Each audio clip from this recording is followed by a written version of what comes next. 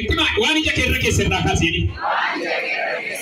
Iji kee guutummaatti Waaqayyo irra haa ta'u jedhaani. Tokko birri 3,000 akkaawuntii irra qabdi taanaan 3,000 sammuu isheettis mul'ata. Ija isheettis 3,000 mul'ata. Tokko immoo waaqum jaalaga har'a nan dubbadha giddiin qabiin haadha manaa qaba waan ta'eef. Abbaan manaa ishee yeroo hundumaa gargaaras. Abbaa manaa baga jaalladha. Garuu yeroo hundumaa abbaa manaa tokko haadha manaa buleessa buleetti. Waa'ee Waaqayyoo jalaa badaa jandaa nama tokko. Tokko immoo heerumuu barbaaddi taanaan halkanis guyyaas waa'ee dhuma heerumaa irra jireenya. Inuma heerumtaan qaqqabna. Garuu heeruma dursa ijji kee heeruma sana qofarra ta'uu otoo hin taane dursa eenyuun ilaalu? Waaqayyo. Yoo Waaqayyo irra ija kee ani dhagaa illi kan bareedu. Yoo Waaqayyo irra ija keenya hojiin kan bareedu. Malee waanuma Waaqayyoon jaalanne baannee tokko waan Waaqayyoon har'a si harkaan garagalcha maqaa Yesuusiin kan Waaqayyoon jaalanne. Waan Waaqayyoon jaalanne jedha. Jireenya korraa ba'eera jedha. Abrahaam waan ittiin qorame tokko qaba erga ba'e. Maa inni Waaqayyo Abrahaam qophaa kee cinaa ba'e naan eenyuun harkifatee ba'e. Loot. Kootumee wajjin baanaa qophaa waan achi ba'e tariigaa na gargaaruu danda'a laa ta'e Abrahaami. Mee kootu wajjin achi baanaa akkas jechuun isaan oolli macaafarra hin jiru malee. Loot qooda faana jira biyya ormaa jiraannu zarraa botoonni jedhu Waaqayyo eebbanni qabu hundumaa jalaa qabeetu. Amma Waaqayyo akkas jedheen sirnaan gargar baasa waan si rakkise. Edaan lootiif itti maxxanee kan eebba si dhoowwu maqaa Yesuusiin hiriyaan akkasii sirraa gargaraa ba'u. Harka ol kaasine sin eebbisa. Namadha kan rakkise Abrahaamiin. Kan iddoo eebbaas hin jaalan. Kan guddachuu kan hin jaalan. Abuura miidhanii halkanii kolfaa si duukaa deemu. Si bira hambisee. Harka ol kaasa namoota baay'ee rakkate isa kana harka ol kaasa. Qorontos isa duraa 5:33 hiriyaan kadheen amala gaarii mancaase. Har'aa kaasee si bira hambiseera kan hin taane. Gatii darbi kan hin taane.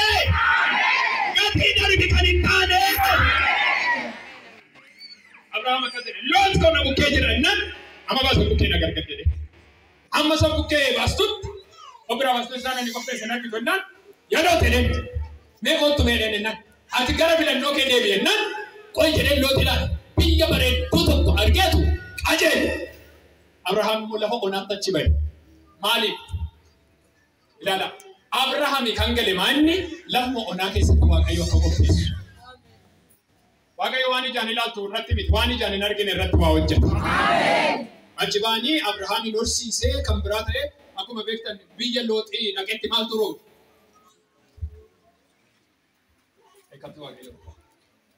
Egaa walumaa gala isa kana lammata qabxii sadii bichaan sin qabsiisan jedhe. Waan hundumaa irratti Waaqayyoon amanachuu danda'u qaba.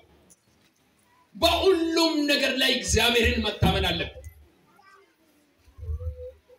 yeroo tokko waan xinnoo irratti amannee waan guddaa irratti sodaanna. Imiitu inama nafa waaqa. Achuma seera uumamaa 15 lakkoofsa 6 Abrahaam Waaqayyotti amane Waaqayyo immoo maalitti lakkaa'e? Qajeelummaatti lakkaa'e. Waan hundumaa irratti. Luqaas 1:31 wanti Waaqayyoof dadhabamu hin jiru. Maaliin jedhe? Wanti Waaqayyoof dadhabamu hin jiru. Harka ol kaasaa. Sagalee kana nafaana dubbadhaa. Wanti Waaqayyoof dadhabamu hin jiru jedha. Wanti Waaqayyoof dadhabamu hin jiru. Dhimma koo hundumaa jedha. Waaqayyoon danda'a jedha. Nama si bukkee immoo qaba wanti Waaqayyoof dadhabamu hin jiru jedhi. Kanatti dadhabde jedhaani. Waaqayyo har'atti darbeera jedhaani. Itti maasirriitti Waaqayyo har'atti darbeera jedhaani. Warri amantan ameen siniif haa ta'u. Sadaffaa Waaqayyo sagalee isaa keessaan eebba akka inni qopheessu amanuu qaba. Yeroo hundumaa Waaqayyo sagalee isaatti eebba. Bara kana iddoo baay'eetti eebbi kan dhabame waldaa kiristaanaa keessaa akka ammaa waldaa kanatti sagaleen lallabamu hin jedhin seenaa. Akka xibaartotaa maqaan Waaqayyootti waan koottaachi beeknaa. Waan hundumaa saree gadi guura koottaachi beeknaa. Mana xibaaraan dhaqeen guura. Keessaayyuu namoonni dhageessan Shawaan Meedaa xibaaraan kan beekamte iddoo baay'ee jirti xibaartonni biyya kana keessa. Yeroo mudee irraa tajaajilu akkas jedhu namoota Waaqayyoon isin jedhama.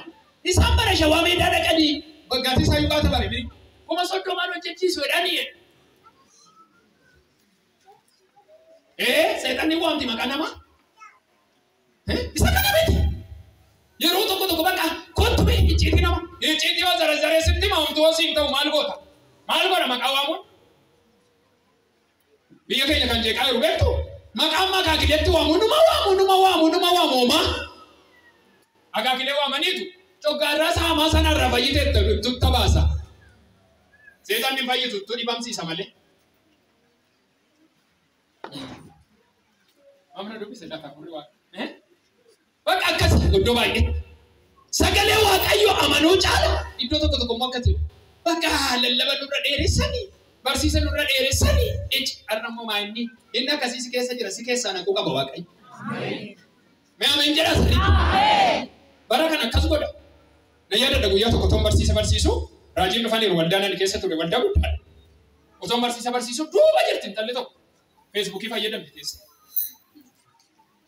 Otuman dhaabbaddu hafuurri feesbuukii fayyadamti naan jedhe duuba nama kuma tokko ol duubattan arge. Akkuma nama bilbila bilbilu feesbuukii fayyadamti. Akka mucaa sana qabaa naaf hidhaa duuba sana ishii dhimtu jedhe. Innaa ishiin dhuftee na bira geessu waayii jettee baqattee. Eessa rakka kottu jedhe. Edaa sagalee dhoowwee feesbuukii fayyadamsiisa. Tokko monna sagalee lallabamu oddoo biraa yaachisa. Qoy oona si bahe jarkiin miicha. Dhaqeen shunkurtii bita, dhaqeen qaaraa bita, dhaqeen timaatimii bita, dhaqeen soogidda bita, dhaqeen sukkaara bita. Ganama bituun dandeessu garsee dhalata jaldaatti hin hojjetu. Har'aa kaasee nan garagalcha waldaa kiristaanaa keessa. Tokkoon akkas jedhe guyyaa biraa hojii oolta. Asii akkatti sagalee dhageessu iyyuu barnoota asii dabqinee yiina sammuu haguugeetti alaa hojjetti ishiin hojii mana jarabaan. Har'aa kaasee hojii manaa seexanni sirratti hojjetu humna dhiiga Yesuusiin sirraa garagalchee. Sagalee Waaqayyoo eebbi. Sadaffaan dubbadhe. Lamaan dubbadhe. Sadii dubbadhe. Eebbi eessadha sagalee Waaqayyoo. Seera uumamaa 15 ja'arratti dubbisa. Kanaatti darbee warra keessa walitti buusaa gooftaan. Raawwachuun jedhe kan hundatti namoonni wal caalaa. Ajajeera maqaa Yesuusiin. Humna dhiiga Yesuusiin ajajeera. Namoonni wal caalaa ilaalaa akka keessan kan kadhattu. Meerri ishii nama waamee kottu. Koora larabaa shi'an hoos. Namoonni ta'an akka amananii fi eebba Waaqayyoo. Namoonni akka wal caalaa gara kanatti kottaa ammas. Meesa kana laalimee. Abiti laalimee harka isaa. Walcala mo waliin caalu. Tungaadhu Waaqayyoof dubbadha. Raajii walcala mo caalu. Hin caala sirriitti ilaalime. Wal darbee jira. Mee harkisiitu wal qixxeesseetu. Siifan genne. Sabni mool kaan haala barbaaddan. Dinqii Waaqayyoo warri barbaaddan kaan haala. Ilaala sabni sirriitti mul'ata. Mee warri sirriitti mul'atu harka ol kaasaa. Tole ilaala sirriitti harkisa. Tole immoo ishiin immoo haadhaadha yoo dadhabne tani dargaggeessi kun harkisune. Dhaqee harkisine. Bahala basi kita lebih Indonesia. Nabi cina macam sih. Mana ni berasal sekuda. Kota nama nak cari askesa. Nama saya di nomor mana? Ni kita kan ada cara wanti. Nanti negara sahabat. Olga berkaki. Ilala. Samni mullata. Mullata nya dengan tempat samni. Mullata. Harga socak sahari sini mullata jauh. Kole raji biar kisah mesri mo. Nama Waaqayyo kisah sih. Ayat singkat aja kisah. Mena menit aku Yesus goftara jadu. Itu yang paling baik. Nama bukan itu yang benar. Mena nasi. Wadah dapat. Nama sadi. Milik kita mengada. Nama ni berarti wante. Milik kita itu pamukti. Kalau nama berarti juranan dah biasa baik. Lebih kita lebih Malaysia. Nama berarti juranan dah biasa baik. Nama berarti. Nama berarti. Nama berapa? Nama sading kada. Nama waaqayyo arraba koo hin kabaja nama sadiin jedhe namni biraa jiraannaan haa dhufu warra dhaabbatan keessa nama biraa leelle henne meessiyaan hoo namni biraa jiraannaan akkanatti argisiisu mee sabni immoo harka ol kaasa waaqayyoof hin danda'ama jedha dabala waaqayyoof hin danda'ama jedha humna qaba ammayyuu nama tokko qaba miliqita nama sadii kadhadhee nama tokko qaba harkas qaba humna dhiiga Yesuusi amma nama tokko nama harki wal caalu dafee baata humna dhiiga Yesuusi nama sadiif kadhadhee miliqita yaa gooftaa Yesuus miliqita ban kadhadhee ulfina kee mul'isuu ban kadhadhee hojjetaan kee karaa ban kadhadhee Sekibeenu. Mee haadha koo kottu mooshii kana gudootti dabalamte waaqni mooshii kanatti dabale kottu. Wal caalaa sirriidha. Mee harka ishees wal qixxeessi. Hin danda'amu. Harka ol kaasaa nama tokko irratti raajiin dubbadha harka gara kootti kaasa sabnis. Har'aa kaastee waaqayyo gaddachaa jira hin danda'amtu. Maali itti jettu hin danda'amtu jechaa jira waaqayyo. Happy Kingdom down with your children of Akayo. Happy Kingdom select the children of Akayo. I'm going to be a Cascode. Mata Cascode, Arcadesa. Dinky Wakayo. Dinky Wakayo. Dinky Wakayo, you want to select it? Dinky Wakayo. Who was an Agora and Nikoto? Who was an enemy of the Debat? The Debat, Ravi Rogero to his mother, Siki. Sika, tuba na gora, kula masadi ela kulo pika bale wakayo ela kulo la sakana mosi kuma. Kibodi rana ega, mela la sakana mama walchalo. Orra sehele beshene ne mesiano hos. Ariko kasa, ajira hurre wakayo. Namota ega unna kutaro pe arganjara. Holy Spirit. Namon nas apatan de pa upada senera pela pada. Iyitani amen. Amen.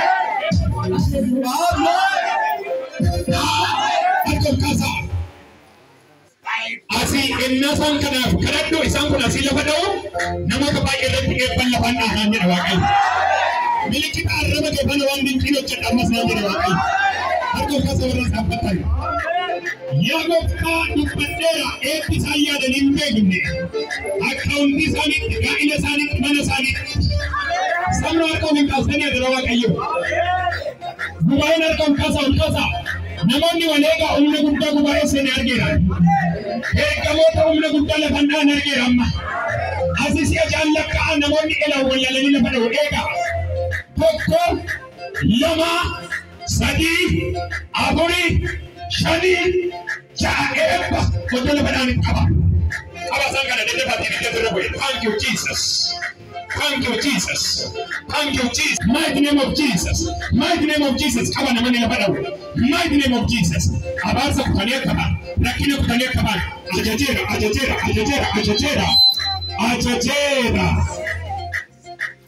Isangu ni nana badani ukan. Arkisani walikitaba. Kabi. Orra zihile beshiano hos. Mika tarrebe ne meshiano ho. Lalabas. Shirakaba. Natkabar.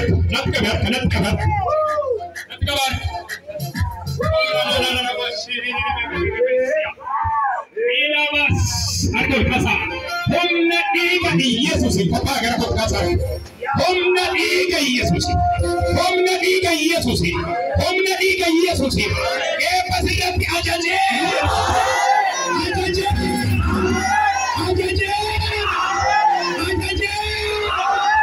Makawa kayo sarap jado bin adaka si ebo padu. Arko kasa. Iya epina argate rajada.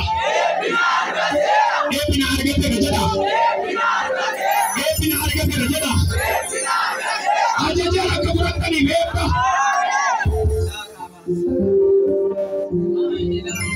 Epina argate rajada chaddo kana busa episode na tukaira wala chippa.